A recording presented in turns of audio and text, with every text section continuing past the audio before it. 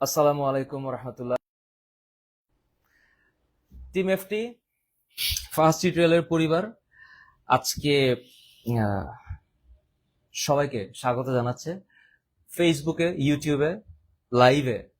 তোমরা যারা আমাদের সাথে আছো, যারা আছেন শিক্ষক, শিক্ষার্থী, অভিভাবক, যারা বিগত দিনগুলোতে আমাদের জার্নি, আমাদের উপর দিয়ে যেই আহ, আমাদের যে জার্নিটা হয়েছে, আমাদের যে অভিজ্ঞতাটা হয়েছে, এই ছাত্র আন্দোলনের অংশীদার হতে পেরে আমরা নিজেদেরকে গর্ব আমাদের গর্ববোধ হচ্ছে। এবং আজকে যে অবস্থান বাংলাদেশে, এই অবস্থানে আমরা যে স্বাধীনতার গন্ধ পাচ্ছি, আমরা যে একটি সুন্দর বাংলাদেশ নতুন ভাবে বিনির্মাণের স্বপ্ন দেখতে পাচ্ছি, সেই স্বপ্নের দ্বারপ্রান্তে এসে আমরা টিম এফটির সমগ্র টিচার প্যানেল আজকে আমার সাথে আছে। কিন্তু আজকে এই ফ্রেমে আমাদের মাত্র 6 জনকে দেখা যাচ্ছে।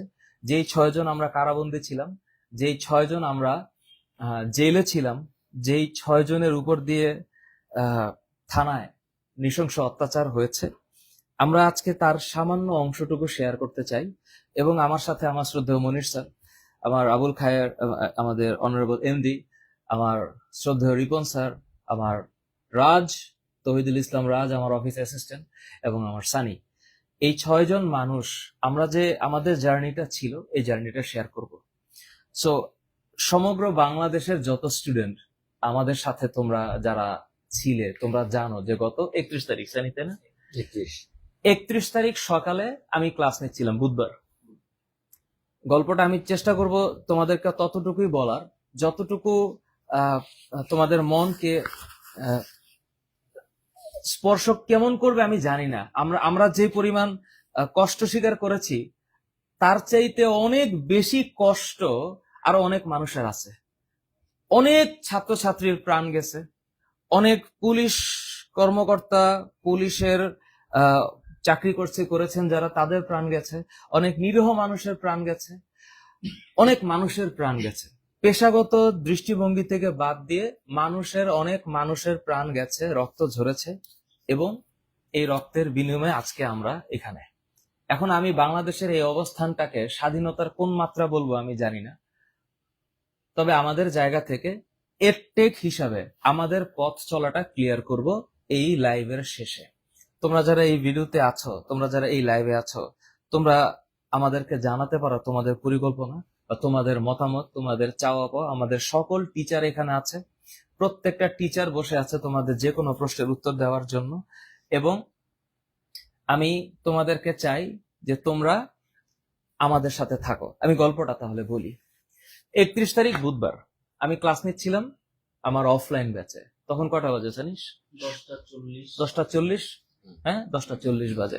রিপন স্যার তখন তো আপনি ক্লাসে, আমি আর আপনি ক্লাসে ছিলাম। রিপন স্যার ইংলিশ ভার্সনে ক্লাস নিচ্ছিলেন, ইংলিশ ভার্সন অফলাইন ব্যাচে।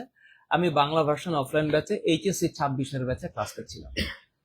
ক্লাসের মাঝখানে অন্তত পক্ষে 25 জন পুলিশ ঢুকলো অফিসে, আমাদের অফিসে, এবং এসে বলল যে আমাদেরকে খোঁজ করলো, আমাদের সাথে কথা বলতে চাইলে, এবং আমাকে শেষ পর্যন্ত বলল যে ওসি সাহেব আপনার সাথে কথা বলবে।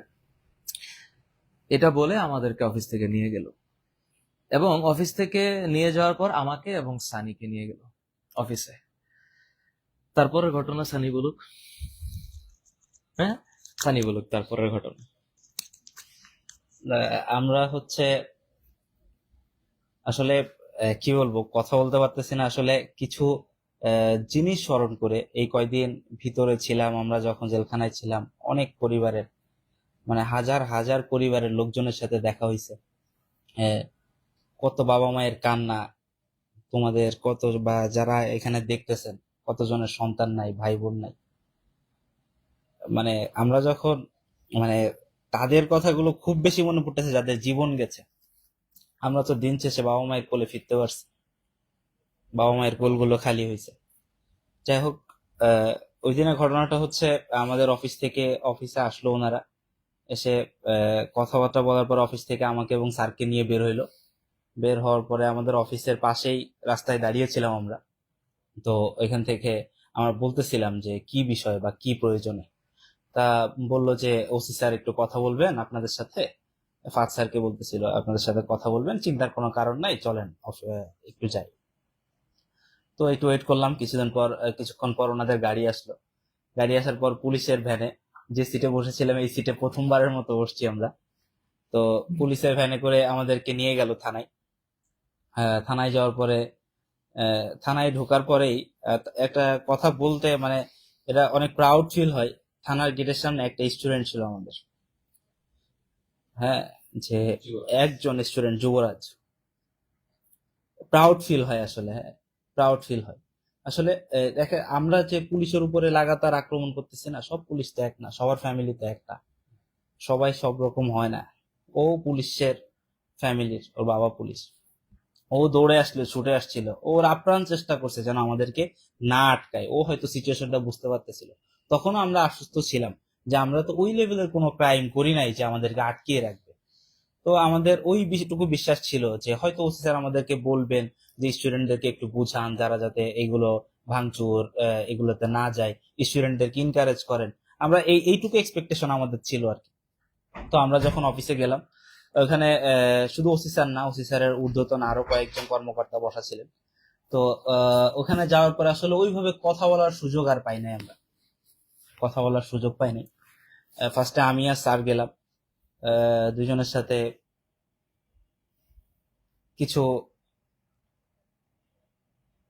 খারাপ ব্যবহার, মুখ দিয়ে হোক, মেন্টালি হোক, ফিজিক্যালি হোক, কিছু বাজে ব্যবহার আমাদের সাথে হয়েছে। তখন যখন আমাদের অফিস থেকে নিয়ে গেছি, ইতিমধ্যে অফিসে তখন আমাদের অফিস স্টাফ যারা প্রায় ম্যাক্সিমাম সবাই ছিলেন, তো তারা সাথে সাথে ফোন দিয়েছেন। ফোন দেওয়ার পরে তখন কেউ তো আর বসে থাকতে পারেন নাই। আমরা হয়তো গেছিলাম সাহস নিয়েছে, কারণ আমরা তো অপরাধ করি না, কিন্তু ওনারা তো চিন্তিত, কারণ যে পরিমাণে গুম হত্যা হচ্ছিল। তো সাথে সাথে আমাদের এমডি স্যার এবং রিপন স্যার প্রথমত দুজন আহ, দৌড়ে চলে গেল। দুজন একদম সাউন্ড দুজন একদম দৌড়ে চলে গেল আমাদের সাথে সাথে। কিছুক্ষণের মধ্যেই দেখলাম ওনাদের একবার আমরা ফিল করতেছিলাম রুমের বাইরে কেউ আছে। গেটটা একটু খুললো, আমি সাইড দিয়ে হালকা একটু দেখতে পাচ্ছিলাম যে রিপন স্যারকে আমি দেখতে পাচ্ছিলাম, রিপন স্যার আসছে। তার কিছুক্ষণের মধ্যে ওসি বললো যে কারা আছে ওনাদের দুজনকে ভিতরে আন। ওনারা দুজন ভিতরে গেল। ওনাদের এজ তো আপনারা যারা দেখতেছেন সবাই কল্পনা করতে পারেন। তো ওনাদেরকে যাচ্ছে তাই গালিগালাজ ভাষা ব্যবহার ওনাদের সাথে হয়েছে। ওনারা তো যদি স্টুডেন্টদের সাথে থাকা যদি অপরাধ হয়, সেই জায়গায় আমরা অপরাধী। ওনারা আমাদের বাবার বয়সী, ওখানে যারা ছিল কেউই ওনাদের থেকে বয়সে বেশি ছিল আমার কাছে মনে হয় না। ওনাদের সাথে কথা বলা, ওনাদের সাথে যে ব্যবহার গুলো, কিছুক্ষণ পরেই ক্যামেরা দিয়ে দেখতে পাইলো বাইরে আর একজন দাঁড়ায় আছে। তো ভিতরে একজন এসে বলতেছে কি যে বাইরে আরেকজন আসছে। বলে কি নাম? বলে মনিরাল ইসলাম। বলে আনেন ওনাকেও ভিতরে আনেন। স্যার গেল। স্যারের আমার বাবার 2-3 ব্যাচ জুনিয়র হচ্ছে স্যার, আমার বাবার। তো স্যার গেল। স্যার যেই প্রতিষ্ঠান বিলং করে, বুয়েট, আমাদের বাংলাদেশের ইঞ্জিনিয়ারিং ইনস্টিটিউট পাবলিকের ভিতরে আমরা যে টপ লেভেল, সবার যেটা স্বপ্ন থাকে, বুয়েট 97 ব্যাচের স্টুডেন্ট। স্যার গেল, পরিচয় দিল যে এখানকার, আমরা এখানে আসছি। মানে আমরা এতবার তাদেরকে সিচুয়েশন বোঝানোর চেষ্টা করছি যে আপনারা একটু প্লিজ আমাদের কথাটা শুনেন, আমাদের অ্যাক্টিভিটিসটা দেখেন, আমরা কোথায় গিয়েছি, কি করেছি, স্টুডেন্টদের সাথে এখানে আমাদের ইনভলভমেন্ট কতটুকু, কোন জায়গাটা স্টুডেন্ট করেছে আর কোন জিনিসগুলো স্টুডেন্ট করে নাই, কোন সম্পদ, রাষ্ট্রীয় সম্পদগুলো স্টুডেন্টরা ভাঙছে আর কোথায় স্টুডেন্টরা যায় নাই, আমরা কোন জায়গাতে ছিলাম, বলার কোনো সুযোগ দেয় নাই। স্যারকেও ফিজিক্যালি টর্চার করছেন। এই যে যে ব্যবহারগুলো, মানে একটা আতঙ্কে ছিলাম। এবং সবার শেষে ওরা হচ্ছে আমাদের ফোনগুলো সার্চ করতেছিল অনবরত অনবরত। তো সবার শেষে এই যে আমাদের ছোট ভাই, আমাদের অফিসের, ও মানে বলা চলে যে আমাদের সবার অনেক আদরের, অফিসের যে কোনো কিছু হইলেই সবার আগে আমরা রাজকে খুঁজি, সবার আগে হচ্ছে আমরা রাজকে খুঁজি। হ্যাঁ, অফিসে যতবার রাজ শব্দটা উচ্চারণ হয়, এটা আসলে আমাদের অফিসে কেউ আসলেই বুঝতে পারবে। তো সর্বশেষ ওকে অফিস থেকে নিয়ে গেল। অফিস থেকে নিয়ে যে ওকেও আমাদের সাথে একটা কথা খুব কানে বাজে, আমিও মাঝে মানে হয় না যে খারাপ সময় গেলে ঘুমের ভিতর দুঃস্বপ্ন, ওকে যখন প্রথম আমাদের পাশে আনলো ততক্ষণে আমি ফাহাদ স্যার খুব ভাবে আহত, আমরা বসতে পারতেছিলাম না, শুয়েছিলাম। ও পাশে এসে বলতেছে, ভাই আমাকেও কি মারবে? কথাটা মানে এরকম ভাবে ও যখন বলতেছিল ওর চোখ ছলমল করতেছে, আমাদের চোখ দিয়ে তখন অনবরত পানি বেরোচ্ছে। ও হুট করে এসে বলে যে, ভাই আমাকেও কি মারবে? তখন আমি বলতেছি কি যে, দেখ আমাদের হাতে তো কিছু নাই, তবে মনে হয় না আর কাউকে টর্চার করবে। এই লাইন থেকে আমি বলি, ওই দিন রুমের মধ্যে কি হয়েছে, আমাকে আর সানিকে যখন ফার্স্ট টাইম নেওয়া হইলো রুমের মধ্যে, ওই দিন রুমের মধ্যে কি হয়েছে এটা আমি বর্ণনা করতে চাই না। এই নৃশংসতা কি হয়েছে, আমার শরীরে এখনো ক্ষত চিহ্ন আছে। আমরা এই ক্ষত চিহ্নের বিবরণটা আমি আমি এখন বলতে চাচ্ছি না, এটা কোন এক সময় বলবো। আমি তখন আল্লাহর কাছে একটা মানে আমি একটা রিকোয়েস্ট করছি যে আল্লাহ তুমি যদি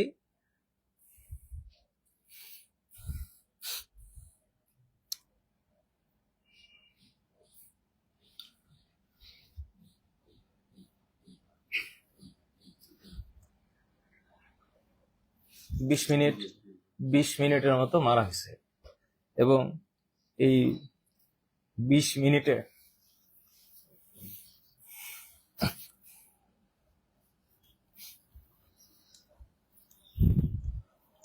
স্যার এগুলা কথা বলবে স্যার, এগুলা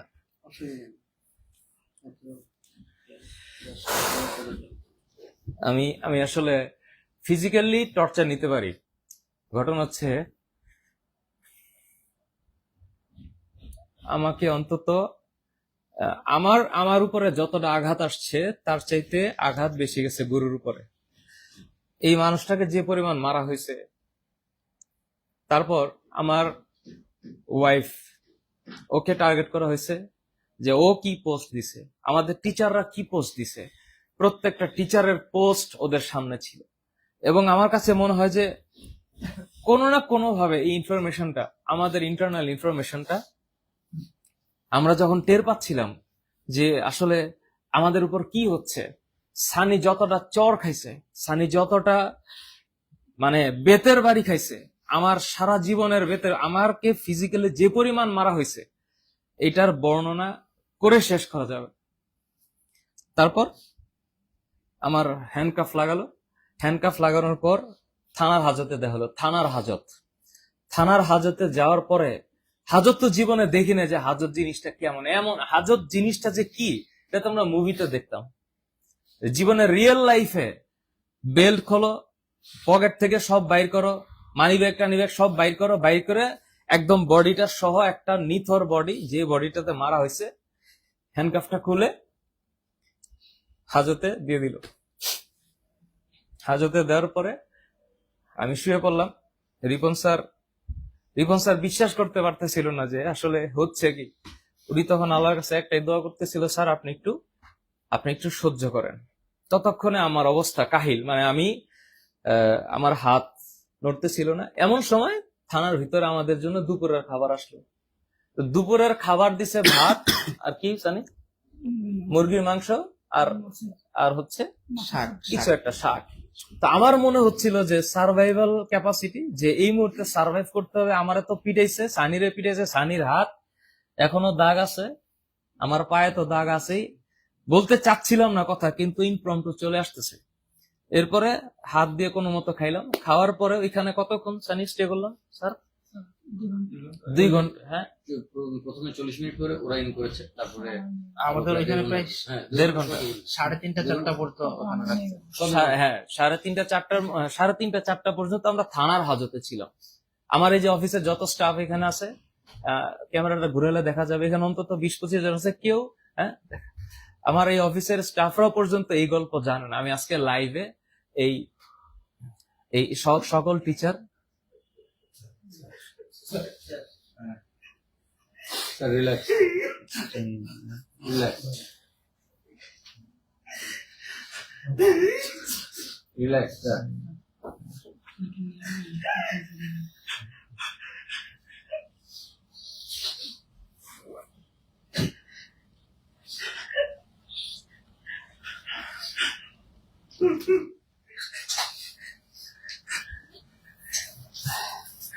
আমার এই টিচার, এনারা কেউ জানে না কিন্তু গল্প। আমি 7:30 লাইভ করবো বলছিল। হ্যাঁ যান, যান, যান। হ্যাঁ? 7:30 লাইভ করবো বলছিলাম না, আমার এখানে আসতে দেরি হয়েছে। এনাদের কাউকে আমি কিছু বলতে পারিনি, আমার 7:30 লাইভ করবো, দেরি হয়ে গেছে। এই স্টোরিটা আমি এখনই বলতেছি, মানে এটা একদমই হচ্ছে মানে এই মুহূর্তের বলা স্টোরি, এটা মানে লাইভে আমি বলতেছি, আমার টিচারও শুনতেছে স্টোরিটা। হ্যাঁ, কারোর সাথে শেয়ার করিনি, সুযোগই হয় না। তো গুরু অনেক বলতে ইচ্ছা করতেছে। বলেন, আপনি বলেন, বললে হালকা হতে পারবেন, বলেন। আমার বুঝছি, বলেন। ওকে, থানার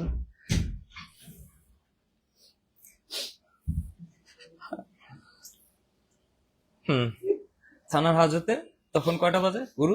4:30। 4:30, হ্যাঁ 4:30 আমাদের থানার হাজত থেকে বের করলো, হাতে হ্যান্ডকাফ। মানে নিজের মনে হইতেছিল এটা কি পতঙ্গ, মানে হ্যান্ডকাফ লাগায় এই বের হও। বের করলো, বের করার পরে আমাদের 3 জনের ছবি তুললো আমাদের। হ্যাঁ, ভুল হলে আপনি একটু মনে করে দিন। 3 জনকে থানার হাজত থেকে বের করে এমনি একটা ছবি তুললো। আমি ছবি তোলার পরে তখন নরসরতের শাহেদ ভাইয়ের সাথে আমার দেখা, আর সানির ফুফু ছিল তখন। অলমাইটি ব্লেস, যে ওনাকে আল্লাহ পাঠাইছে সামহাউ, এবং উনি আমাদেরকে, আমার মনে হয়েছে যে সামবডি ইজ দেয়ার। হ্যাঁ, তারপরে হচ্ছে আমাদেরকে কি করলো, থানার হাজত থেকে প্রিজন ভ্যানে ঢুকায় পাঠাই দিলে। আমরা তো কিছুই বুঝতেছি না কোথায় যাচ্ছি। প্রিজন ভ্যান থেকে আমাদের 3 জনকে নিয়ে ঘুরে আবার একটা কতক্ষণ গিয়ে ইউটার্ন নিয়ে আবার থানায় ডিসি অফিসে নিয়ে যাচ্ছিল সম্ভবত রিভাইজ করার জন্য, আরেকবার অ্যাসল্ট করার জন্য। হ্যাঁ, না তখন আমরা তখন কি মনে হচ্ছিল, ডিবি অফিসে না ডিসি অফিসে যাচ্ছিল। ডিসি অফিসে নিয়ে যাওয়া হচ্ছিল। এটা তখন আমাদের ধারণা ছিল। না, ডিসি অফিসে নিয়ে যাওয়া হচ্ছিল, কারণ আমি যেটা বুঝতে পেরেছি সেটা হচ্ছে যে যখন আমাকে অ্যাসল্ট করছিল, ওই সময় হচ্ছে ওরা ফেসবুকে দেখছিল যে স্টুডেন্ট জড়ো হয়ে গেছে এই কাজীপাড়া এবং এই 12 নম্বর সাইডে, 14 নম্বর সাইডে। 1 নম্বর সাইডটা ফাঁকা আছে, সেই জন্য তারা আমাদেরকে অ্যাসল্ট করাটা বন্ধ করে দেয়। ওই মুহূর্তে অ্যাসল্ট করাটা বন্ধ করে দিয়ে উঠে যায়, আমাদেরকে হাজতে দিয়ে দেয়। তারপরে তারা ওইখানে ইয়েতে চলে যায়, ডিসি অফিসে চলে যায়, এবং সেখান থেকে কল করেছে। এটা আমি বলতে শুনেছি, যখন আমাদেরকে বের করছিল বলছিল যে আমরা ডিসি অফিসে যাব, এবং আমাদেরকে ডিসিতে দিয়ে হ্যাঁ, দেওয়া ছিল। এবং এর আগে যাদেরকে এই ধরনের করা হয়েছে তাদেরকে ডিসি অফিসে পুনরায় নিয়ে অ্যাসল্ট করা হয়েছে। সো ওইখানেও সম্ভবত ওরা স্টুডেন্ট কন্ডিশন খারাপ দেখে স্টুডেন্টরা ব্যারিকেড দিয়ে ফেলেছিল সম্ভবত, আমার যেটা মনে হয়, আমরা তো ভিতর থেকে খুব একটা অবজার্ভ করতে পারিনি। তো ব্যারিকেড দিয়ে ফেলার কারণে তারা গাড়িটা ঘুরায় নিয়ে পুনরায় থানায় ব্যাক করে, আবার ব্যাক করে থানায় ব্যাক করার পর তখন আমরা তো টেনশন, যে ঘুরে থানা থেকে তখন কতক্ষণ গাড়িটা চলছে? 10 মিনিট, 15 মিনিট। 15 মিনিট গাড়িটা গেল, গাড়িটা গিয়ে আবার ঘুরে হচ্ছে আবার থানা থেকে আসার পরে বাকি যে 3 জন, আমাদের টোটাল 6 জন, আমাকে, গুরুকে, সানিকে নেওয়ার পরে বাকি 3 জনকে নিয়ে এবার চলে গেল ডিরেক্ট ডিবি অফিসে।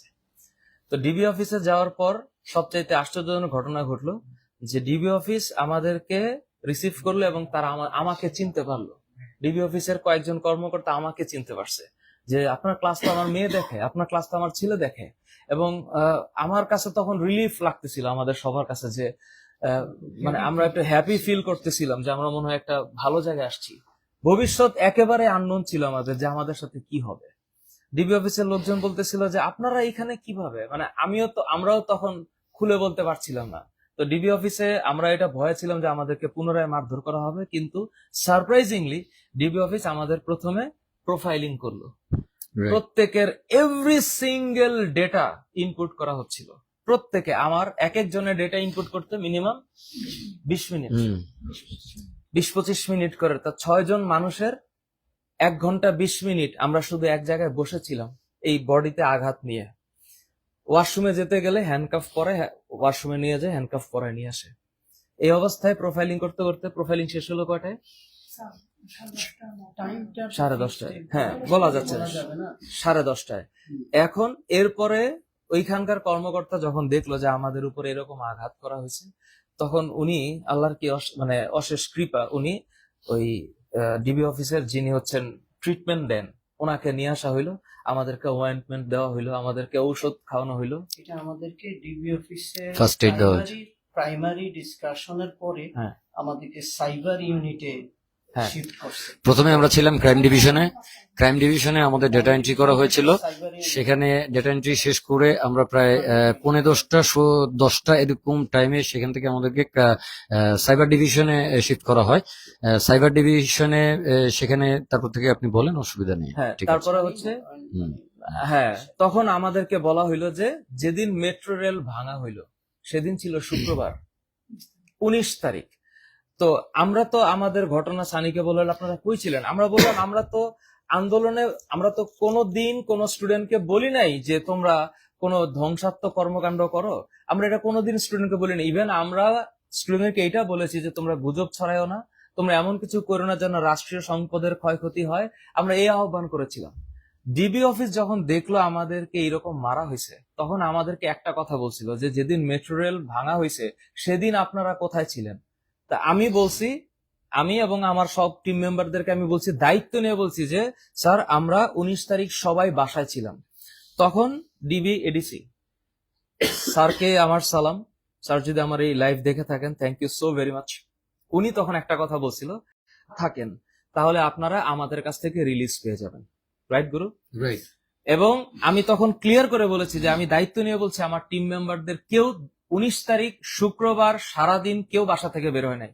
তখন আমার ফোন নাম্বার, আমার হোয়াটসঅ্যাপ সবার নাম্বার নিছে। নাম্বার নেওয়ার পর ওনাদের যে সিস্টেম আছে সেই সিস্টেমে চেক করে দেখলো যে আমি আমার বাসার দিকে ছিলাম, রাজ সবাই সবার বাসার দিকে ছিল, আমাদের 10 নম্বরের কোনো ইনভলভমেন্ট ছিল না। তখন আমরা একটা রিলিজ পাইলাম যে আমরা এই ধ্বংসাত্মক কর্মকাণ্ডের সাথে কোনোভাবে সম্পৃক্ত না, এবং একটা ওই পর্যায়ের কর্মকর্তা থেকে যখন এই কথাটা আসছে তখন আমরা মনে মনে একটা রিলিফ পাইলাম। আমি তখনও ফিল করতেছিলাম গুরু মনে হয় একটু আমরা ছাড়া পাবো, আমরা ছাড়া পাবো। তখন রাত বাজে তখন 2:30, তখন আমাদেরকে একটু খেতে দিছে, আমাদেরকে একটু ভাত খেতে দিছে, আমাদেরকে সবজি তরকারি দিয়ে ভাত খেতে দিছে। আমাদের কাছে মনে হয়েছে যে সামবডি সেভড আওয়ার লাইফ। 6 জন মানুষ ভাত খাইলাম, আমাদেরকে আপ্যায়ন করা হলো। এমন সময় থানা থেকে লোক আসলো। ডিবি আর থানা তো দুইটা ডিফারেন্ট অথরিটি। হ্যাঁ, সো ডিবিতে আমরা যখন ছিলাম তখন থানার লোকজন আসলো, যারা আমাদের ইনভেস্টিগেশন অফিসার ছিল তারা আসলো। আসার পরে এইবার ডিবির কর্তৃপক্ষ জানালো যে তোমরা ওনাদেরকে অ্যাসল্ট করেছো, তোমরা ওনাদেরকে মেরেছো, এটা তোমাদের দায়িত্ব, তোমরা ওনাদেরকে ট্রিটমেন্ট করবা। একটু ভুল হয়েছে। প্রথমে তারা থানাকে কল করার পরে থানা রেসপন্ড করে নাই। আচ্ছা, তখন তারা আমাদেরকে নিয়ে রওনা দিচ্ছিল থানার দিকে। পরে থানায় ব্যাক করে দিচ্ছিল আর কি। থানায় ব্যাক করতে গিয়ে কিছু দূর পর্যন্ত আগারগা পর্যন্ত নিয়ে আসছে। অ্যাকচুয়ালি আগারগা পর্যন্ত নিয়ে এসে তারা রাস্তার পরিস্থিতিটা ভালো মনে হয়নি তাদের কাছে মনে হয়েছে যে সামনে স্টুডেন্টরা ব্যারিকেড দিয়ে আছে বা কিছু একটা সমস্যা হবে। তারা ব্যাক করে ডিবি অফিসে নিয়ে যায় আমাদেরকে। ডিবি অফিসে নিয়ে গিয়ে তারপরে থানাকে স্ট্রিক্টলি চার্জ করে যে আপনারা মেরেছেন, মূলত যেটা তারা বলছিল আর কি, যে আপনারা মেরেছেন, আপনারা অ্যাসল্ট করেছেন, এবং যেভাবে অ্যাসল্ট করেছেন তাতে যদি আমাদের কাছে প্রত্যেকটা পিকচার আছে, সবটা জায়গার ক্ষতর পিকচার আছে। সো যেহেতু অ্যাসল্ট করেছেন তো এটা দায়িত্বটা আপনারাই নেবেন, থানাকে এভাবে জানানো হয়। এটা ঠিক আছে, আপনারা কেউ ভয় পাবেন না। ঠিক আছে, আমি যেটা বলছি এটা ঠিক আছে, আমি বুঝি, আমি আইন যথেষ্ট ভালো বুঝি। আপনারা কোনো ভয় পাবেন না, কেউ কোনো ভয় পাবেন না, লেট মি সে। ঠিক আছে, তারা বলল জাস্ট যিনি ডিবি কর্মকর্তা ছিলেন সামহাউ উনি পরিচয়টা গোপন করে গেছেন। উনি আমাকে চিনতে পেরেছেন, আমি উনাকে চিনতে পেরেছি। আমি এখন পর্যন্ত কাউকে বলিনি, এই বললাম মাত্র, উনি আমাকে চিনতে পেরেছেন।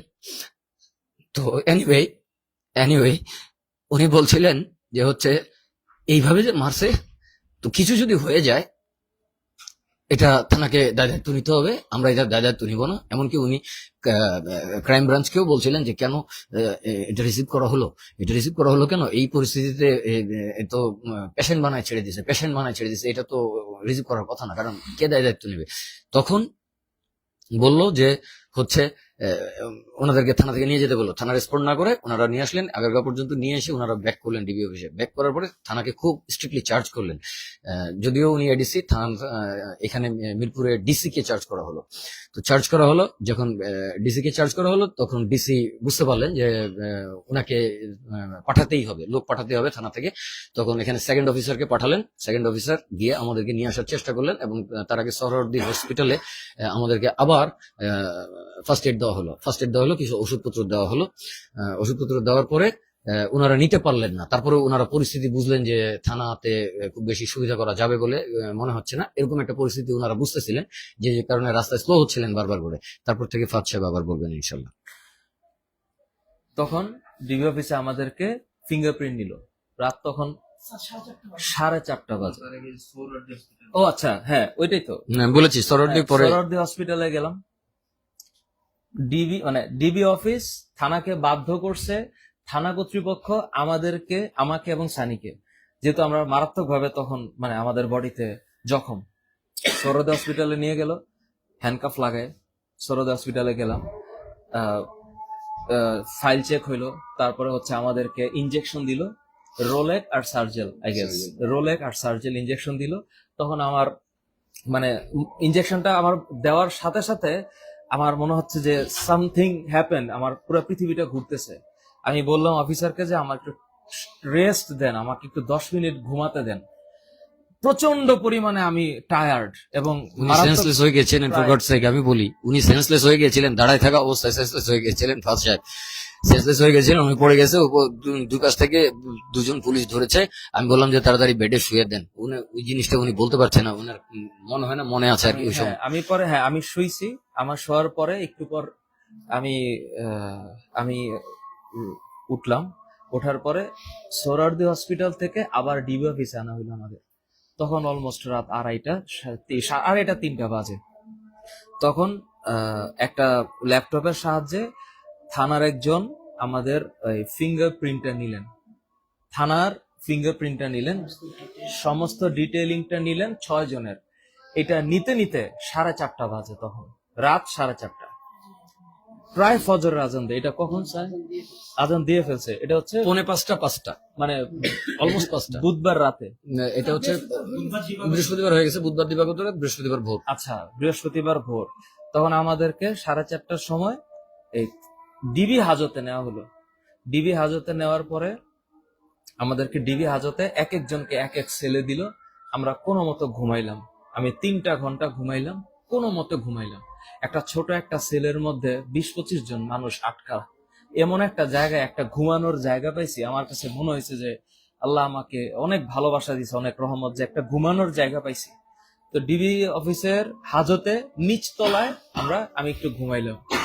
সকাল কয়টা বাজে তখন? আবার 7:45, 7:45 এমন সময় থানার ওই লোকজন এসে, এই আপনারা ওঠেন, আমাদেরকে উঠে এই প্রিজন ভ্যানে ঢুকাইলো। প্রিজন ভ্যানে ঢুকে আমাদেরকে কোর্টে চালান করে দিল। কোর্টে, জজ কোর্ট, সিএমএম কোর্টে আমাদের চালান করে দিল। আমাদেরকে ঢুকালো গারদে। কোর্টের নিচে একটা জায়গা থাকে যেখানে সকল আসামিকে একসাথে রাখা হয়, সেটা হচ্ছে গারদ। তো প্রথম গারদে আমরা যখন ঢুকলাম, আমরা 6 জন, আমাদেরকে নাস্তা দেওয়া হইলো। তখন মনে হইলো মাশাআল্লাহ, আল্লাহ কি পরিমাণ রহমত। আমাদেরকে নাস্তা দিল কি, একটা কেক আর একটা রুটি। খাওয়ার পর ছোট কলা, একটা ছোট সাইজের একটা কলা, পানির বোতলও দিছে। আমি খুবই হ্যাপি যে আল্লাহ কষ্ট সুখ, হ্যাঁ, একটা অনুভূতি। আমি তো বুঝতে পারিনি গারদ জিনিসটা কি। বোঝা শুরু করলাম ঠিক 2 ঘন্টা পর থেকে। এই যে আস্তে আস্তে লোক আসা শুরু করলো, যত ধরনের আসামি, সব কত লোক হবে? 200-250-200-র উপরে। 200-র উপরে একটা রুমের মধ্যে 200 জন লোক। শ্বাস নিতে পারতেছিলাম না, বুঝতে পারতেছিলাম না যে কোথায় আসলাম, এটা কোথায় আসলাম। আল্লাহর কাছে প্রার্থনা করতেছিলাম, আল্লাহ এখান থেকে একটু বের করো। আমরা তো কিছুই বুঝতে পারতেছিলাম না যে কি হবে। ওই ভিড়ের মধ্যে ওকালতনামা আসলো। তখন সাইন করে বুঝতে পারলাম যে ওকালতনামা হচ্ছে এমন একটা জিনিস যেটা উকিল, যে আইনজীবী বাইরে আছে, উনি আমার জন্য লড়বেন। তো সেই ওকালতনামায় সাইন হলো। তখন আমরা বুঝতে পারলাম যে হ্যাঁ, আমাদের পরিবারের কেউ না কেউ বাইরে অপেক্ষা করতেছে বা যোগাযোগ করার চেষ্টা করতেছে। তো ততক্ষণে হচ্ছে বৃহস্পতিবার সকাল 10:30। আমাদেরকে অ্যারেস্ট করলো হচ্ছে বুধবার সকাল 11:15। তার 24 ঘন্টা অলরেডি পার হয়ে গেছে। 24 ঘন্টায় আমরা থানার হাজত থেকে, ডিবির হাজত থেকে সিএমএম কোর্টের গারদে। তো ওকালতনামায় সাইন হওয়ার পর আমাদেরকে এক এক করে লাইন নিয়ে গেল, নিয়ে প্রিজন ভ্যানে আবার ঢুকাইলো। আবারও প্রিজন ভ্যান। স্যার এখানে আমি একটু বলি হ্যাঁ। এখানে হচ্ছে ওকালতনামা গুলো আসতেছিল মানে একটু অলৌকিক ভাবে, হ্যাঁ, মানে যেটা হচ্ছে আমাদের এক্সপেকটেশন ছিল না।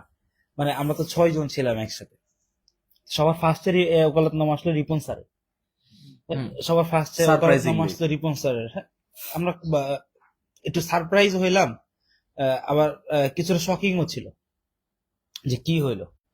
19 তারিখটা আসলো, আসার পরে রাজ ও হচ্ছে একটা পুলিশের সাহায্যে, হ্যাঁ, বললো যে ও তো ছোট, ও খুবই চিন্তিত ছিল, ও কাঁদতে ছিল একটু পরপর শুধু সাইডে যায় কাঁদে। সবচেয়ে বেশি মানে মেন্টালি যদি অসুস্থ আমরা কাউকে বলি তাহলে সবচেয়ে বেশি অসুস্থ হয়েছে হচ্ছে রাজ, রিপন স্যার এবং আমাদের এমডি স্যার। রাজ এবং রিপন স্যার প্রথম 2 দিন প্রচুর কাটছে। তো এক এক করে ওকালতনামা আসতেছে, পরে এমডি স্যারের ওকালতনামা আসলো, সবার শেষে আসছে ফাহাদ স্যারের ওকালতনামা। হুম। আমাদের কাউকে কোর্টে উঠায় নাই, শুধু না। কোর্টে নিয়ে গেছিল রাজকে যখন কোর্টে নিয়ে গেছে, তো ওকে কোর্টে নিয়ে গেছিল, ওকে যেভাবে হ্যান্ডকাপ নর্মালি সামনে বাঁধলেও না ওই ফিলটা হয় না, আমি দেখতেছিলাম তখন ফার্স্ট আমার চোখ দিয়ে পানি বেরিয়েছে যখন আমি রাজের হ্যান্ডকাপটা পরানো দেখছি। 2 হাত পিছে দিয়ে এমন ভাবে বাঁধতেছে যেন মনে হইতেছে আমার ভাইটা কি সন্ত্রাসী, মনে হয় 20টা মার্ডার করে আসছে। ওকে পিছনে এমন ভাবে হাত বাঁধতেছিল, বেঁধে ওকে তখন নিয়ে গেল কোর্টে নেওয়ার পরে বাইরে এসে ওর হচ্ছে আমাদের বাইরে যারা ছিল তাদের সাথে দেখা হয়। এর কিছু বিবরণ রাজ একটু বলবে। আচ্ছা, তো আমাকে যখন নিয়ে যায়, তো আমি মনে করছিলাম যেহেতু আমাকে 6 জন একসাথে মানে আমাদের 6 জনকে একসাথে নিয়ে গেছে, তো আমি ভাবছি যে আমাদের 6 জনকে হয়তো বা উকিলের ওখানে একসাথেই নিয়ে যাবে। তো আমি প্রথমে আমাকে বের করার পর আমার পিছনে হাত বাঁধলো আরেকজনের সাথে অনেকটা। আমি বললাম যে আমার হাতটা একটু লুজ করেন, ঢিল করেন, কিন্তু তারা করলো না, অনেক টাইট করে রাখলো। তারপরে আমাকে নিয়ে গেল। এখন নিয়ে যাওয়ার পরে তখন বাইরে অনেক সাংবাদিক ছিল, তারা ছবি তুলতেছিল। তো আমাকে তখন লিফটের ওখানে দাঁড়া করানো, আমার সাথে আরেকটা ছেলে ছিল। তো আমি পুলিশকে বারবার জিজ্ঞেস করতেছিলাম যে আমাকে এই ছেলের সাথে কেন আনা হয়েছে, আমি তো আমার স্যারদের সাথে আসছি, আমি স্যারদের সাথে যাব। পুলিশটা তখন আমাকে বলে না, তোমাকে এর সাথে যেতে হবে। আমি বললাম না, আমি তো স্যারদের সাথে আসছি, আমাকে খালি একটুকু বলেন যে আমাকে এই ছেলের সাথে কেন, আমাকে স্যারদের সাথে নিয়ে যান। তো আমাকে পুলিশ বলে বেশি কথা বলো না, চলো। তো এই বলে আমাকে ওনারা 5 তলায় নিয়ে গেল। 5 তলায় নিয়ে যাওয়ার পরে আরো একতলা বললো যে উপরে উঠলাম। উঠার পরে আমি কাউকে খুঁজে পাই না। পরে পিছন থেকে দেখলাম একটা মানে আমাদের পরিচিত ভাইয়া, তিনি আসলো। আসার পরে আমি নাম বলবো না, তো কিছুক্ষণ পরে দেখি আমার তাজ ভাইয়া আসছে। তো তাজ ভাইয়া যখন আসছে তখন আমার একটু সাহস বাড়ছে যে কেউ, আমার ভাইয়া তো আছে ওখানে। কিছুক্ষণ পর দেখি আমার ভাবি আসছে। ভাবি এসে আমার সাথে সামনে কান্নাকাটি করতেছে। তো তারপরে ভাবি আসলো, তারপরে ফাহাদ স্যার আম্মা মানে আন্টি আসলো, তারপরে নীলা ভাবি আসলো। তো ইনারা সবাই আমাকে জিজ্ঞেস করতেছিল ফাহাদ স্যার কই, ফাহাদ স্যার কই। আমি ওনাদেরকে বারবার বলতেছিলাম ফাহাদ স্যার আমার সাথেই আছে, কিন্তু আন্টি কোনোভাবেই বিশ্বাস করতেছিল না যে ফাহাদ স্যার আমার সাথে নেই, বা না ফাহাদ তোমার সাথে নেই। আমি বললাম না আন্টি, ফাহাদ স্যার আমার সাথেই আছে। তো ওখানে আমাকে প্রায় 5-10 মিনিট অপেক্ষা করানো। আমি তখন অনেক কান্না করতেছি, মানে আমি ভাইয়াকে দেখে আমি খুবই কান্না করতেছি। ওই টাইমে কিছুক্ষণ পরে উকিল আমাকে জিজ্ঞেস করলো তুমি কি কিছু করছো না। এর মধ্যে থানাতে পুলিশ আমাকে মানে সাবদেরকে গাড়িতে তোলা আগে পুলিশ আমাকে থানাতে হাজত থেকে তাদের নিজস্ব একটা কক্ষে নিয়ে গেছে। তো নিয়ে যে আমাকে বলছে যে তোমার ফোন আমি চেক করছি, তো তোমার ফোনে আমরা কিছু পাইনি, তোমার ফোনে আমরা কোনো পোস্টও পাইনি, তোমাকে আমরা ছেড়ে দেবো, তুমি টেনশন করো না, কিন্তু তোমাকে একটা কাজ করতে হবে, তোমার ভাবিকে নিয়ে যে ধরে দিতে হবে আমাদেরকে। আমি বললাম কেন ভাবিকে ধরে দিতে হবে? কয় তোমার ভাবি পোস্ট করছে। তারপর ওনারা আমাকে একটা স্ক্রিনশট দেখালো, 15 জুলাইয়ের একটা স্ক্রিনশট, যেটা ওরকম রিলেটিভ কিছু ছিল না। তখন আমি একটু ভয় পেলাম যে আমি ভাবিকে কেন ধরো। আমাকে বললো তোমার বাসার ঠিকানা দাও। তো আমি একটু ঢাকাতে নতুন, আমার বাসার ঠিকানা আমি ওইভাবে জানি না। তখন আমাকে ধমকি দিল ওনারা যে বাসার ঠিকানা কেন জানো না। তারপরে মহিলা পুলিশ রেডি করলো ভাবিকে নিয়ে আসবে এই জন্য। সেই টাইমে আল্লাহর রহমতে অনেক জোরে বৃষ্টি আসা শুরু করলো, প্রায় আধা ঘন্টা বৃষ্টি থামলো। তো ভাবিকে আর নেওয়া হলো না। তারপরে ভাইয়া আমাকে অনেকে বোঝালো যে কান্নাকাটি করিস না। পরে ভাইয়া 6 তলা থেকে পুলিশ আমাকে যখন বাইরে বের করে মানে কোর্ট থেকে, তখন ভাইয়া আমাকে নিয়ে আগাই দিচ্ছে। পুলিশ ভাইয়াকে বারবার বলতেছে আপনি সরে যান, আপনি কি উকিল? ভাইয়াকে বারবার সরে যাচ্ছে, কিন্তু ভাইয়া যাচ্ছে না। একবার ভাইয়া যায়, একবার ভাবি আসে, দিয়ে আমাকে নিচে নামাই দিল, ভাইয়া আমাকে আগাই দিল। তারপরে আমি যখন ওই আবার স্যার আপনাদের যে রুম, ওই রুমে যেয়ে দেখি স্যার আপনারা নাই, তখন স্যার আমার মানে খুবই খারাপ লাগে। স্যার আমি বলতেছি আপনারা কই, মানে আমি তো স্যার আপনাদের ছাড়া তো আমি তো গেছি স্যার, আপনাদের পেয়ে তো আমি একটু সাহস পেয়েছি, ওইটা আমি আপনাদেরকে পাইনি স্যার। তারপরে কিছুক্ষণ পর আমাকে গাড়িতে তুললো, তুলে নিয়ে আসা, মানে আমাকে ওই যে কারাগার নিয়ে আসা হলো। এখন এই সিচুয়েশনের পর, এরপরে এই ঘটনার পর তখন আমাদের সবাইকে প্রিজন ভ্যানে নিল। প্রিজন ভ্যানে মোটামুটি এই হচ্ছে সিনারিও। এটা হচ্ছে ও তো একটা পার্ট বলছে, এখানে আরো মানে বললে অনেক হয়ে যাবে, এত বলতে চাচ্ছি না, শর্টার হচ্ছে।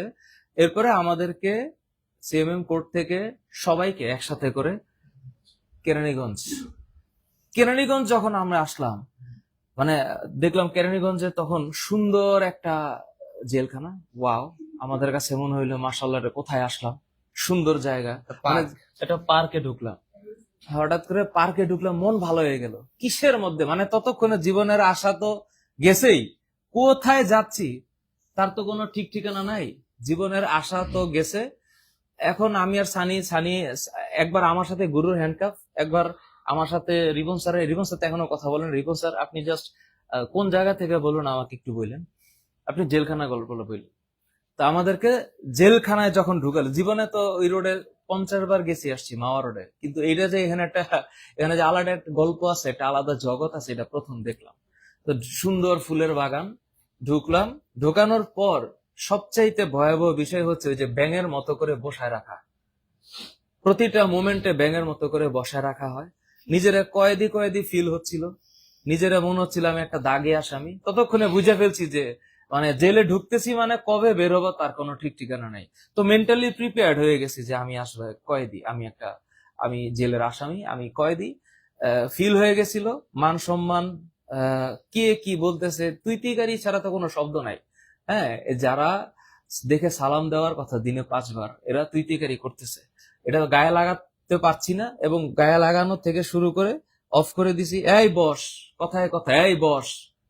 এই যে একটা সিচুয়েশনের মধ্যে প্যান্ট খুলে প্যান্টের থেকে যত টাকা পয়সা নিয়ে শুধু বডিটা নিয়ে জেলখানার মধ্যে ঢুকাইছে।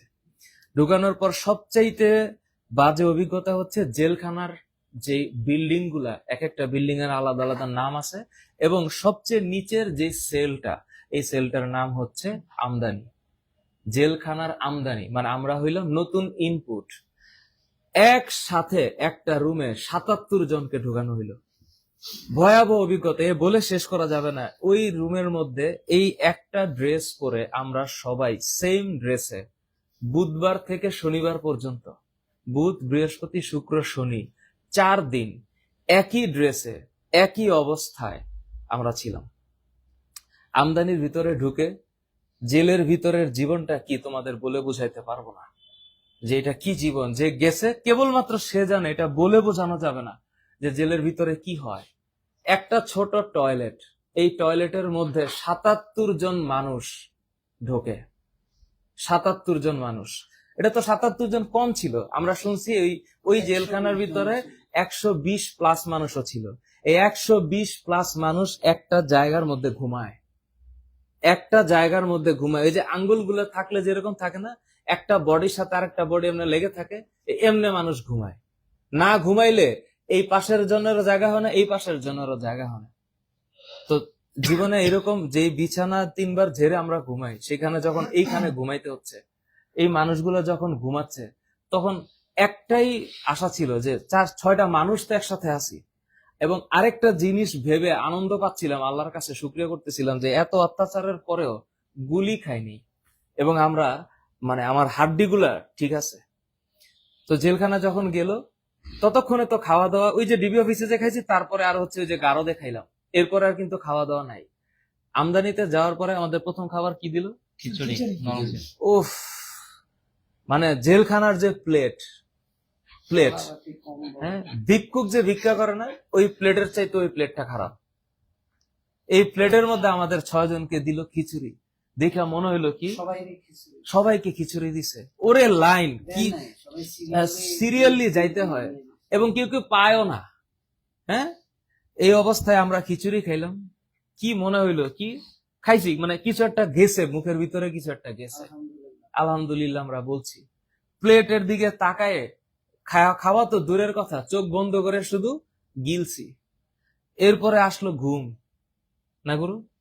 ঘুমানো ছাড়া তো উপায় নেই, হাঁটার তো কোনো সিস্টেমই নেই। একটা জায়গা, আমার বডিটা যতটুক, এতটুক জায়গা আমার জন্য বরাদ্দ। আমার বডিটা যতটুক, আমার বডিটা 6 ফিট, আমার জন্য 6 ফিট জায়গাটাই আছে, এর চেয়ে বেশি 1 ইঞ্চি জায়গা ডানে বামে নাই।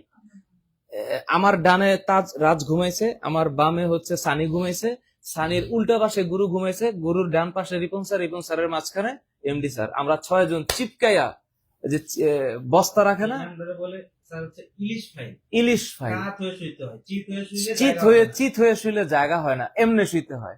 তো আমি ডান কাত, আমার পাশে হচ্ছে সানি ডান কাত, সানির পাশে আরেক আসামি ডান কাত, তার পাশে ইলিশ ফাইল করে করে আমরা ঘুমাইছি।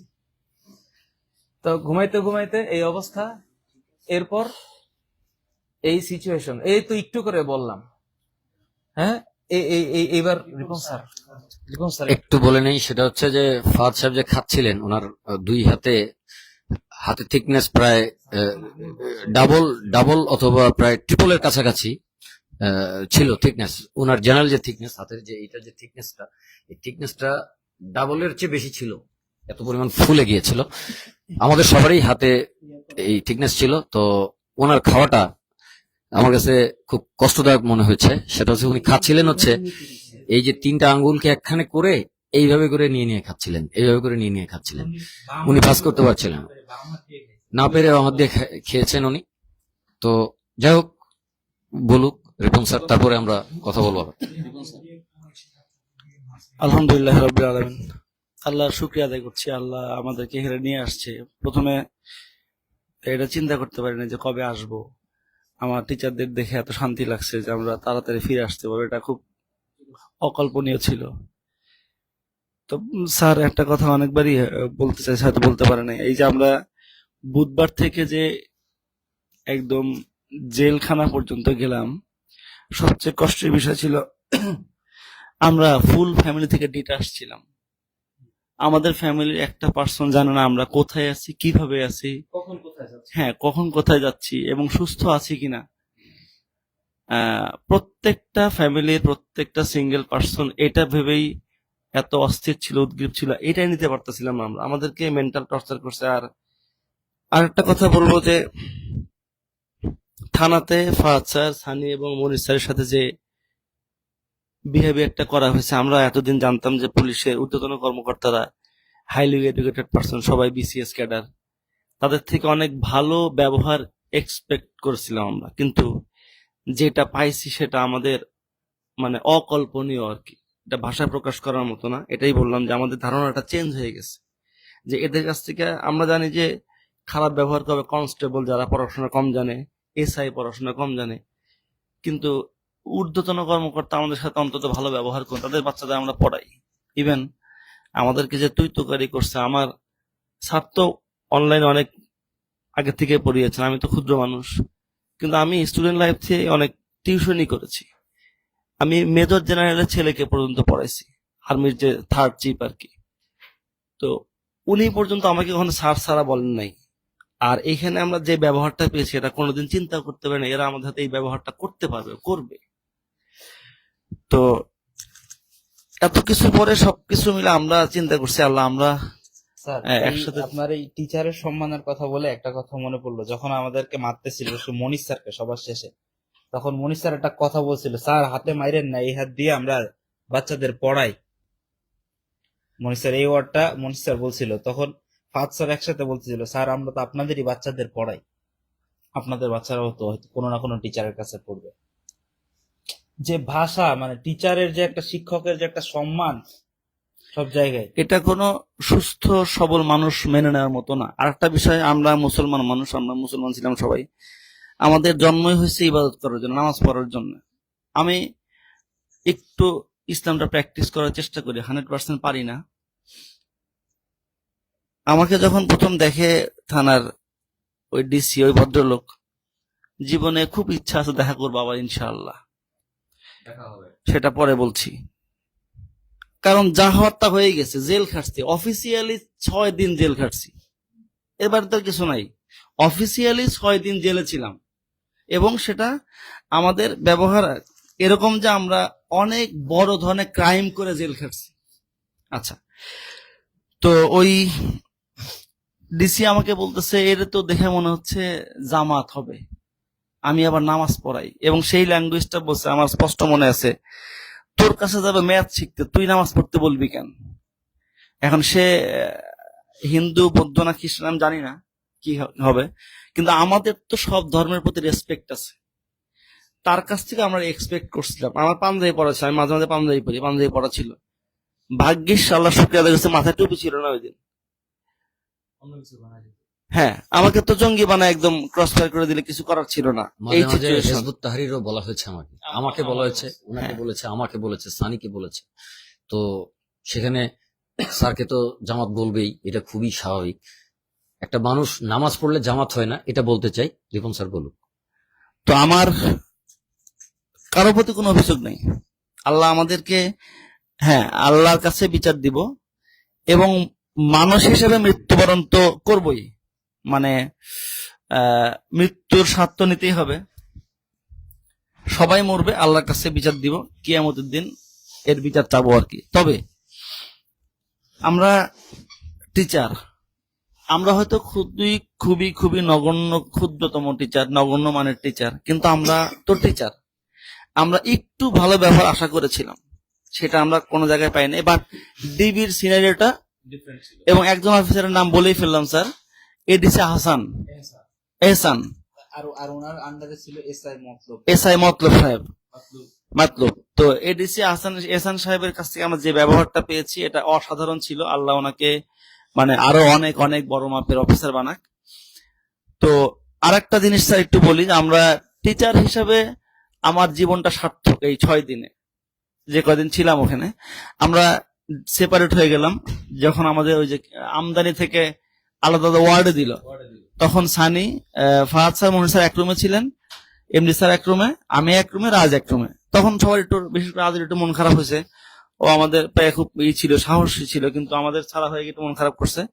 কিন্তু আমার রুমে 6টা স্টুডেন্ট ছিল, ওরা আমার ডিরেক্ট স্টুডেন্ট না, কিন্তু ওরা জানে যে আমি ইউটিউবে আমার লেকচার আছে অনেক, এটা দেখে চিনে ফেলছে। এবং ওই 6টা ছেলে আমাকে এত ভালোভাবে রাখছে, ওই 6 দিন আমার জন্য কষ্ট হয় না, বাইরের মানুষের জন্য বেশি কষ্ট হয়েছে।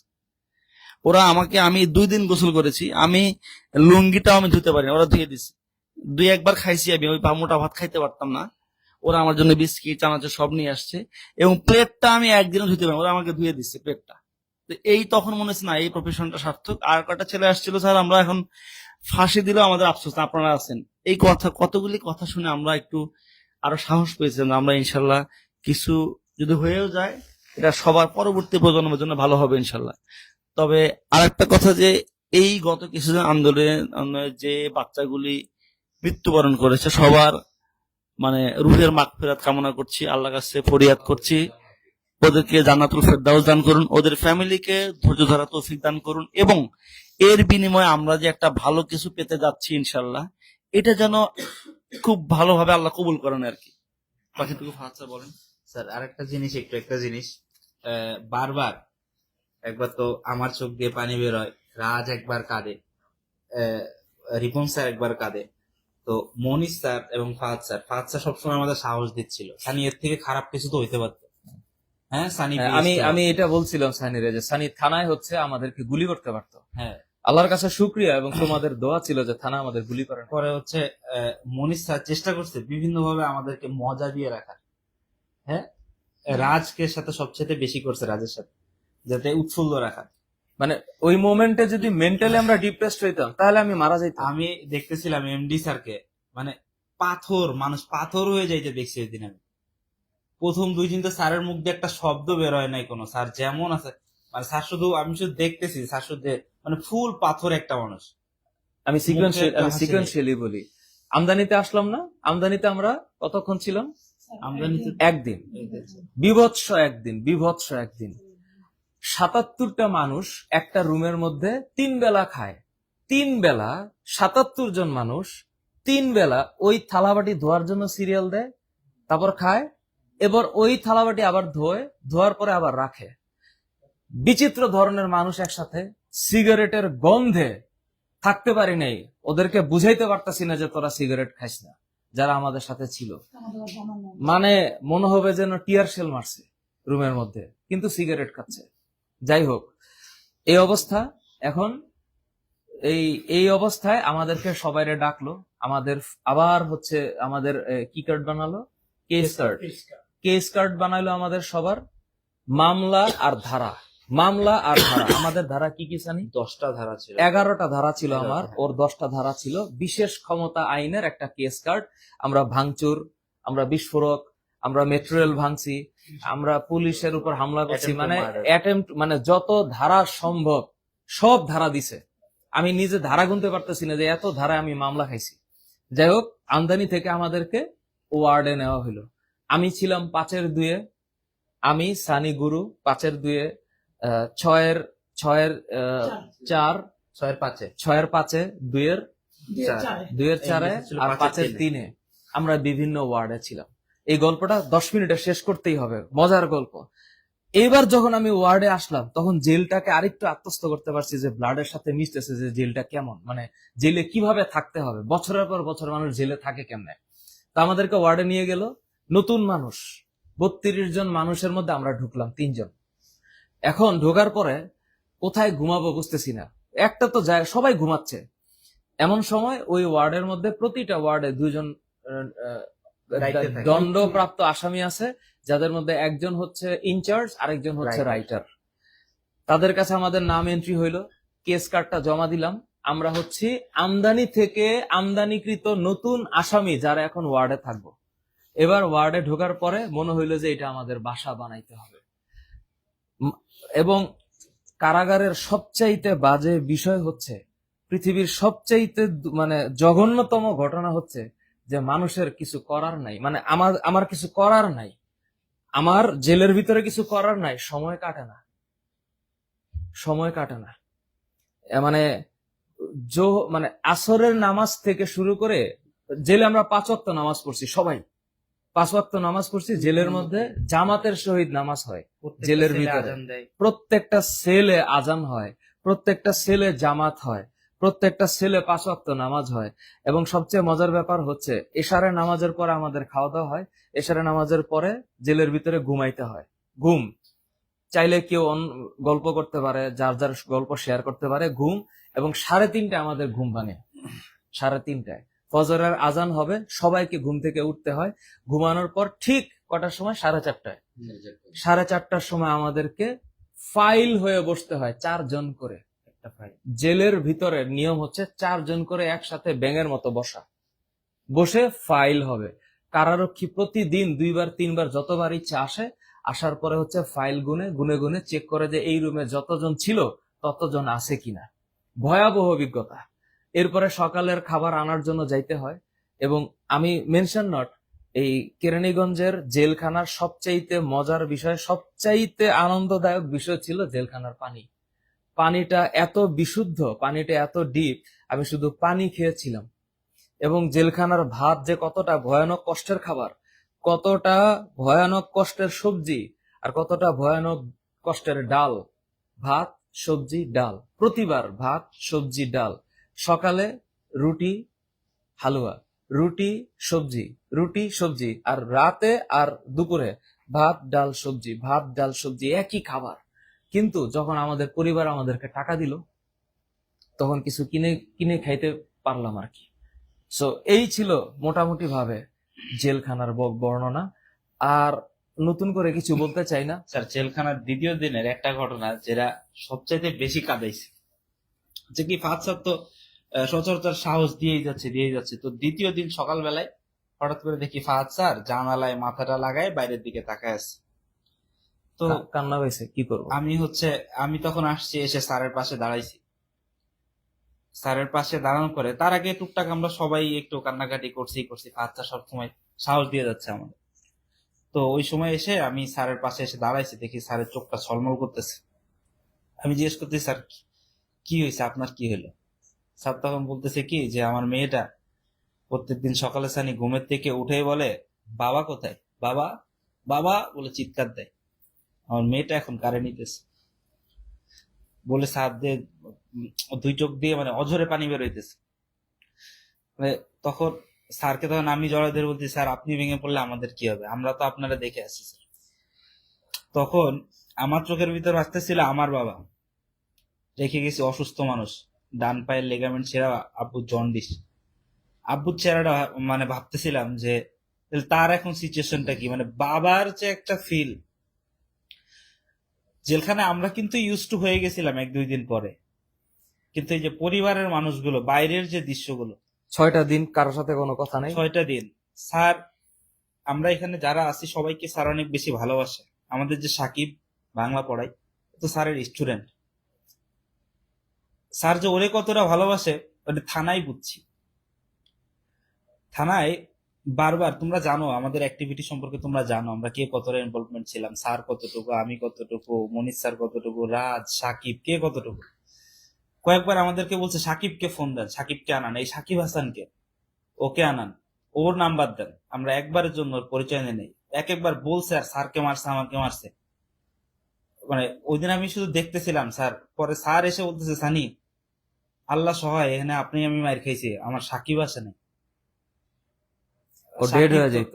আমার সাকিব আসে নাই, সাকিব তো এটা সহ্য করতে পারছে যে না। পরিমাণ মার আমি সহ্য করতে পারছি বা সানি সহ্য করতে পারছে, আমারে কমসে কম 22 থেকে 25টা বাড়ি দিছে পিছনে, এবং মোটা এই রোলার। মানে নিয়ে সোফার উপরে উপর করে শোয়। তো আমি দেখতেছিলাম যে, তখন আমি ভাবতেছিলাম যে শিক্ষক যে বাবা হয় এটা তার আরেকটা নমুনা।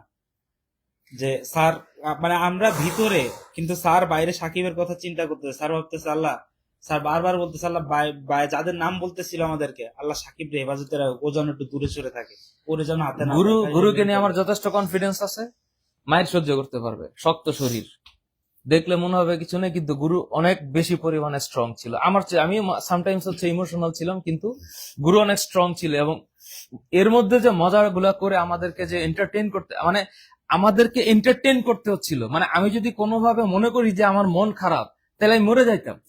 কিন্তু আমাদেরকে ফিল করতে হবে যে না, মানে ফিল কি করতে হবে, গুরু সূর্য উঠবে, মানে আমরা মুক্ত হব, আমরা একদিন বের হব। এক একটা অক্ত অফিসে আসি, অফিসে আসরের নামাজের পরে মাগরিব কখন আসে টের পাইনি। চোখের পলকে চলে যায়, আর ওইখানে আসরের থেকে মাগরিব। মানে জেলখানার সবচেয়ে বাজে বিষয় হচ্ছে, আসরের নামাজ পড়ছি, আসরের নামাজ পড়ার পরে কথা বলতেছি, হ্যাঁ এত কথা বলছি, একটু ঘুমায় যাইতেছি, ঘুমাই গেছি, এত গল্প করছি, ওমা মাগরিবের নামাজি, মাগরিবের আজান দে না, গড়ি তো নাই, দেখতে পারতেছি না কয়টা বাজে, মনে হচ্ছে 2 ঘন্টা চলে গেছে। এই 2 ঘন্টা চলে গেছে যখন ফিলিংস হয়, তারও মনে হয় 20 মিনিট পরে মাগরিবের আজান হয়েছে।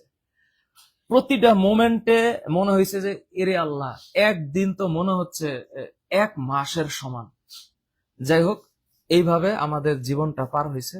সবচেয়ে ইন্টারেস্টিং পয়েন্ট আমি শেষ করতে হবে, আমি বুঝতেও পারিনি লাইভ এত লম্বা হবে, মানে আমি কতটুক বলবো এটা আমরা আশা করিনি। আমি লাস্ট মোমেন্টে যেখানে আসতে চাই, এফটির পরিকল্পনা কি এবং এফটি কেমনে সামনে আগাবে।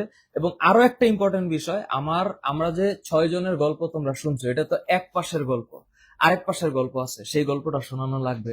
আমাদের পরিবারের বাকি মানুষগুলা তারা কিভাবে কানেক্ট করছে।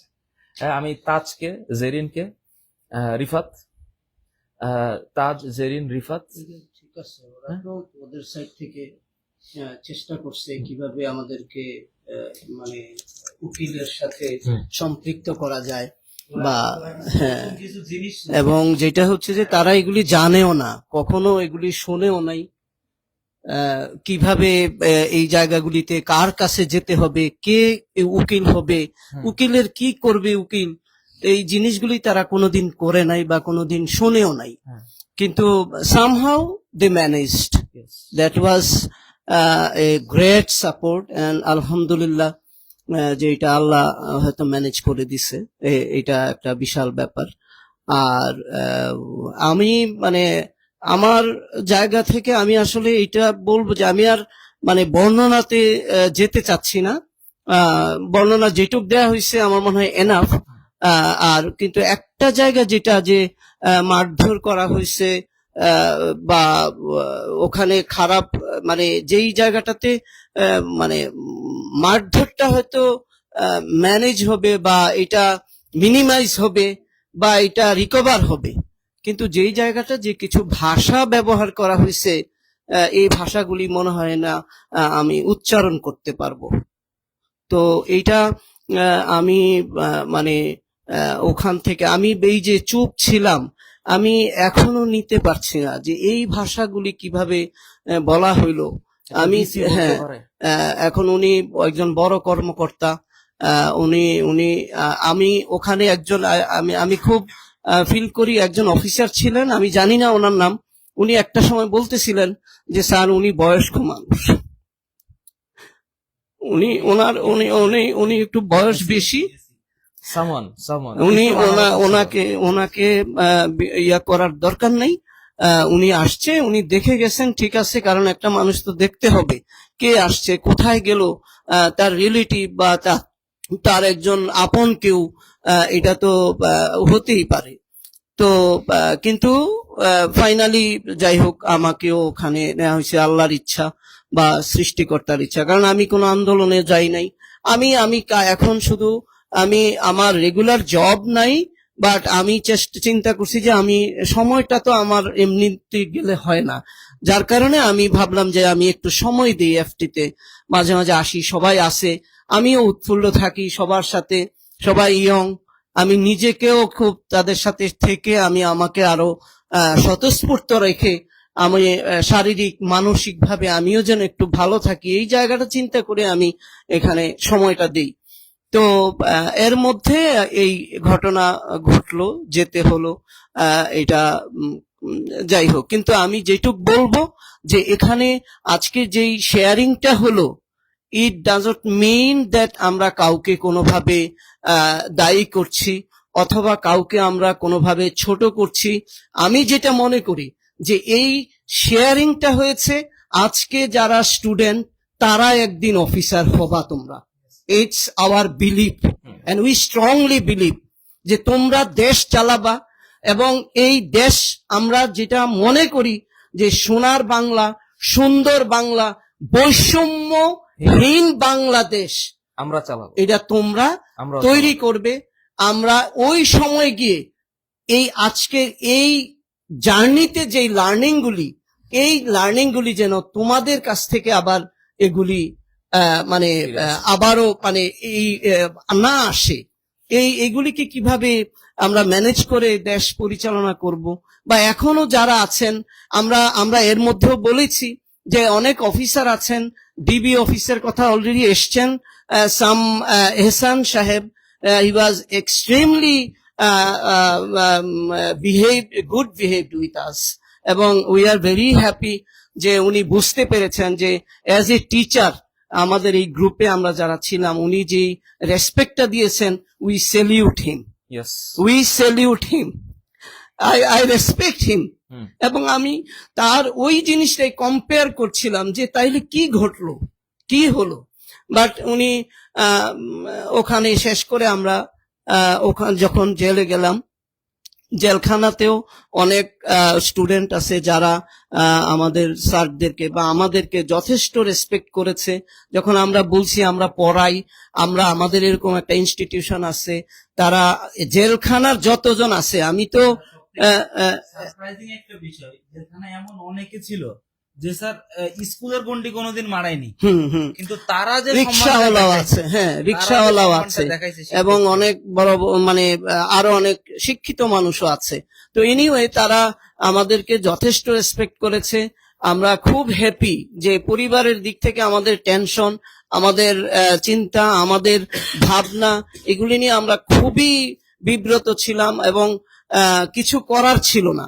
তো এইখানেও আমরা মনে করি এরকম যে যদি কারো জীবনে এই ধরনের কোনো পরিস্থিতি আসে, আমার মনে হয় আমাদের আজকের এই শেয়ারিংটা তাদেরকে কোনো না কোনো ভাবে সাপোর্ট করবে, কোনো না কোনো ভাবে হেল্প করবে, সে কিভাবে এই পরিস্থিতির মধ্যে দিয়ে যেতে হবে, কিভাবে এই পরিস্থিতির মধ্যে টিকে থাকতে হবে, এগুলিতে হেল্প করবে। আমি মনে করি আমাদের এই শেয়ারিংটা হচ্ছে ওই জায়গা থেকে।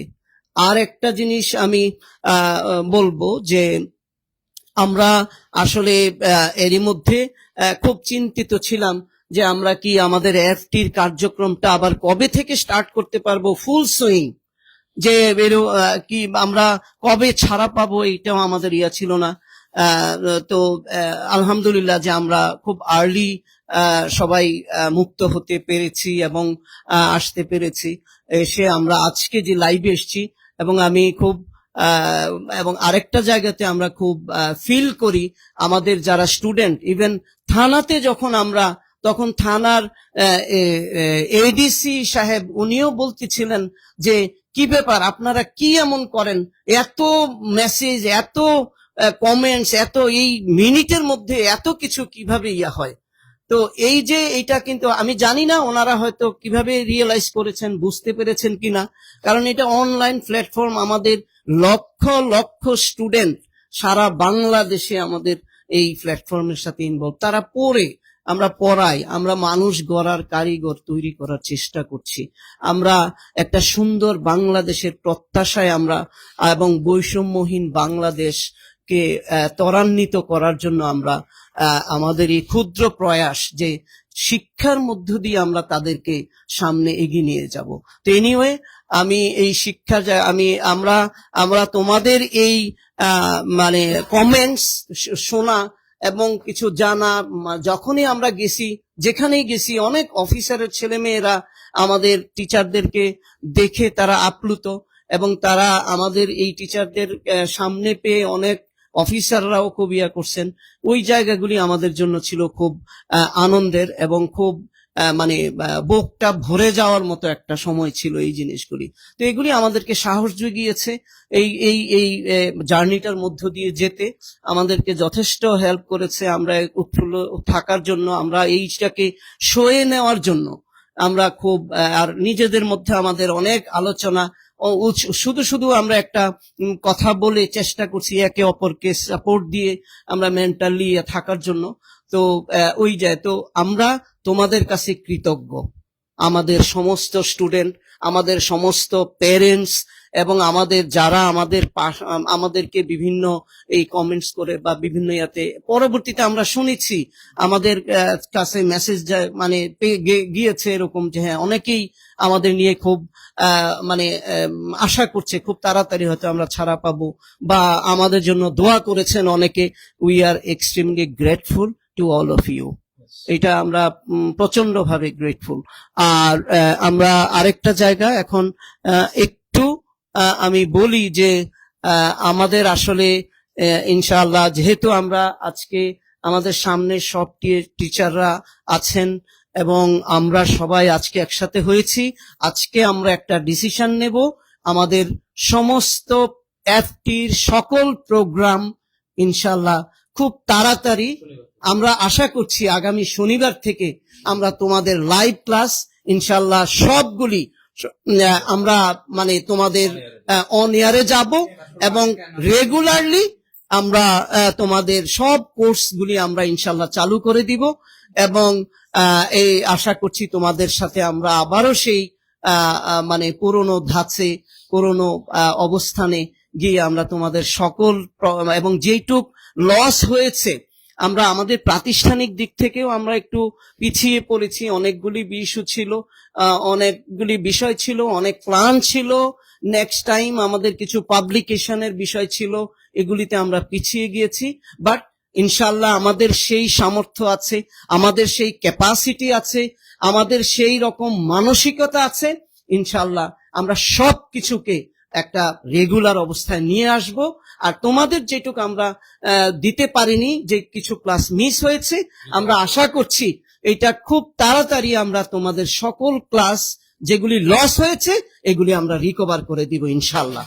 এবং আমরা সবাই এটা নিয়ে প্রতিজ্ঞাবদ্ধ, এবং আমরা যেই অবস্থানে ছিলাম আমরা আরো স্বতঃস্ফূর্ত ভাবে আরো অনেক বেশি এফোর্ট নিয়ে আমরা তোমাদের পাশে দাঁড়াবো, শুধু তোমরা সুন্দর বাংলাদেশ গড়ার জন্য এগিয়ে যাবে।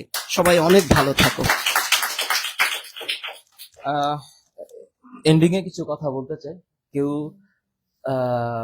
আমার এখানে প্রত্যেকটা টিচার আছেন, আমার Rubed sir, Deep sir, Mujahid sir, Rasel sir, Taj sir, Sakib, আমার অফিসের ম্যানেজার জেরিন, আমার Rifat, Mamun sir, Mridul sir, Saiful sir, Rasel sir, আমার বন্ধুবর, কি বলবো, আসপেক্ট সিরিজের আমার বন্ধুবর, মানে তোমার আসলে মানে তোমার তোমার তোমার আর কি পরিচয় করাবো, তুমি আমার সামর্থ্য, তোমার শক্তি, আমার সজীব, আমার ফজলু স্যার, আমার জিয়াদ স্যার, প্রত্যেকটা মানুষকে নিয়ে যে পরিবারটা আমাদের হয়েছে। তোমরা টাইম সে যে আসলে কে কেমন, সময় বলে দেয়। কেউ কেউ হচ্ছে মানে আমি জানি না, আমি এখন কোনো তুলনা করতে চাই না, তোমরা প্লিজ কোনো তুলনা করো না। হ্যাঁ, আমাদের SSC 25-এর দুর্বার ব্যাচ, হ্যাঁ, উই আর কামিং সুন। তোমরা রেডি থাকো। SSC 25 এখনো তো পৃথিবীটা শান্ত হয় না, তাই না? কিছু কিছু মানে কোর্স কত দ্রুত শুরু করা যায় তার চেয়ে ইম্পর্টেন্ট হচ্ছে কোর্স কত গুছানো শুরু করা যায়। যতটুকু গ্যাপ হয়েছে প্রত্যেকটা গ্যাপ সমানভাবে ইনশাল্লাহ আমরা ফিল আপ করবো। কোর্স কন্টেন্ট আপগ্রেডেশন থেকে শুরু করে যেভাবে ক্লাস নিলে তোমাদের এই শূন্যস্থান পূরণ হবে আমরা তাই করবো ইনশাল্লাহ। সেকেন্ড, আমাদের SSC 25-এর PCB কোর্সে তোমরা যারা আছো, SSC 25-এর math, general math, higher math কোর্সে যারা আছো, বেবি কোর্সে যারা আছো, তারা প্লিজ রেডি হও, আগামী শনিবার থেকে ক্লাস শুরু হবে। HSC 25-এর সাইকেল 2-তে তোমরা যারা ছিলা, PCMB সাইকেল 2, HSC 26-এর PCMB সাইকেল 1-এ তোমরা যারা ছিলা, রেডি হও। আমরা ঠিক সমান তালে দ্বিগুণ গতিতে আগাবো এবং যতটুকু পড়ালে ওই নির্ধারিত সময়ের মধ্যে ক্লাস শেষ করা যাবে তার পূর্ণাঙ্গ রোডম্যাপ তোমাদেরকে দিব। কোর্স কন্টেন্ট, কোর্সের ম্যাটেরিয়াল, এক্সাম পূর্ণ দমে চলবে। দ্বিতীয়ত হচ্ছে তোমাদের জন্য পাবলিকেশনের কথা বলছি। ইন্টারমিডিয়েটের বায়োলজি বই আমি লেখা স্টার্ট করেছি, অলমোস্ট 80% কাজ ডান, বাকি 20% কাজ করে তোমাদের সামনে যত দ্রুত আমার বায়োলজি বই আনা যায় আমরা নিয়ে আসবো ইনশাল্লাহ। SSC 25-এর সাজেশন বইয়ের কাজ প্রায় শেষ। যদি এই জেলে না যাইতাম তাহলে আজকের দিনের মধ্যে হয়তো তোমরা খবর পাইতে যেটা প্রেসে চলে গেছে। যেই গ্যাপগুলা হয়েছে এই গ্যাপগুলা মিট আপ করে SSC 25-এর সবচাইতে সুন্দর একটা সাজেশন বই তোমাদেরকে উপহার দিব ইনশাল্লাহ। কোনো টেস্ট পেপার কেনা লাগবে না। SSC 25-কে উদ্দেশ্য করে বলছি। HSC 25 তোমরা জানো যে HSC 24-এর অন্তত পক্ষে 2400 কপি আমরা বই 55টা জেলায় পাঠিয়েছি সাজেশন। HSC 25-এর সুন্দর একটা সাজেশন আমরা তোমাদেরকে উপহার দিব ইনশাল্লাহ। যতটুকু আমাদের টিমের তরফ থেকে করা যায় বাংলাদেশের সিলেবাসকে সামনে রেখে তোমাদের একটা ভালো রেজাল্ট করার জন্য ক্লাস, বই, কোর্স কন্টেন্ট এবং আমাদের অফলাইন ব্যাচের স্টুডেন্ট যারা আছো তাদের ক্লাসে যা করলে তোমাদের 100% ইফেক্টিভিটি এবং ইফিকেসি এনশিওর করা যায় আমরা তাই করব। আমরা বদ্ধপরিকর। আর কি মানে আমাদের তো আর দেখার কিছু নাই। এরপর লাস্ট মোমেন্ট হচ্ছে মৃত্যু। মরে গেলে একদিন আমি থাকবো না, সেটা যে কোনো সময় হইতে পারে, কিন্তু এফটি থামবে না। হ্যাঁ, একটা মানুষ না থাকলে একটা প্রতিষ্ঠান কখনো থেমে থাকতে পারে না। সেই মোটিভে আমরা আগাবো। একজনের যদি অনুপস্থিতি এখানে হয় সেটা কখনোই প্রতিষ্ঠানকে যেন হ্যাম্পার না করে, এই লার্নিং আমাদের হয়েছে। এবং সবচেয়ে ইম্পর্টেন্ট ক্লাস 9-এর ব্যাচের যে জাগরণ ব্যাচ আমরা শুরু করেছি, জাগরণবাসী তোমরা রেডি থাকো। তোমাদের ফুললি এই রিকভার্ড প্ল্যান আমি তোমাদেরকে দিব। আমাদের কোর্সের প্রত্যেকটা কোর্সের কোঅর্ডিনেটর, প্রত্যেকটা কোর্স ম্যানেজার, প্রত্যেকটা কোর্সের টিচার, আমরা সবাই মিলে একসাথে বসবো, সবাই মিলে তোমাদেরকে একটা পরিপূর্ণ প্ল্যান দিব। তোমাদের জন্য অসংখ্য শুভকামনা। প্রত্যেক বাবা মা আপনারা যারা দেখছেন আপনারা আমাদের জন্য দোয়া করবেন, আমাদের টিম এফটির জন্য দোয়া করবেন। আমরা দিন শেষে সবাই টিচার। আমাদের 3 জনকে মারে না। হ্যাঁ আচ্ছা, হ্যাঁ ঠিক আছে, থ্যাংক ইউ।